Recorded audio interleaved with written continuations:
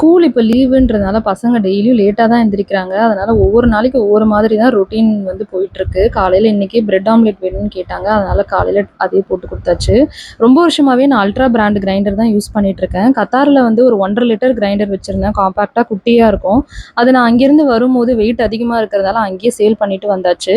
இங்க ஊர்ல வந்து யூஸ் பண்ணிக்கிறதுக்குன்ட்டு தனியா வந்து இங்க ஒண்ணு வாங்கியாச்சு 2 லிட்டர்ல.